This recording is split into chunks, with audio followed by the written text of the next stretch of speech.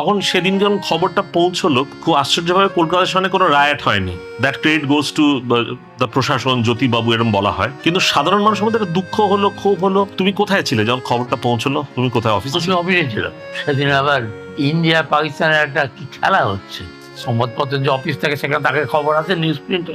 ওরা তারা সাংঘাতিক খবর বলছে যে সত্যি। কি খবর বলছে না, ইন্দিরা গান্ধীকে নাকি মেরে ফেলা হয়েছে। সেই সময় আমাদের যে ওয়েস্ট বেঙ্গল গভর্নমেন্ট খুব একবার ইনস্ট্যান্টলি সমস্ত যত সমস্ত গুরুদুয়ার আছে তার সঙ্গে সঙ্গে সেখানে পুলিশ মিলিটারি দিয়ে করে ইন্ডিয়া গভর্নমেন্ট থেকেও সঙ্গে সঙ্গে ডিক্লেয়ার করবে যেটা কোনো এর মধ্যে ইয়ে নেই, কিছু নেই। হ্যাঁ, আমার যে দোষী তাদের ধরা হয়েছে, এর মধ্যে রিলিজিয়নের কোনো ব্যাপার, ওই যে ইয়ের কোনো ব্যাপার নেই আর কি, রায়ট যাতে না হয়।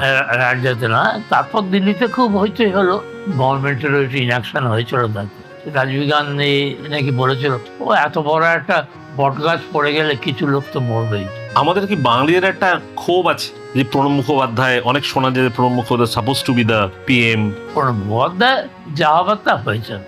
রাজীব গান্ধীর বুদ্ধিবৃত্তিটা কম। উনি একটা যেটা করেছিলেন টেকনোলজিক্যাল মিশন, কত হলো অনেক কাজ হয়েছিল। আমরা সে টেকনোলজি মিশনে কাজ করেছি, তার একটা টেকনোলজি মিশন হয়েছিল।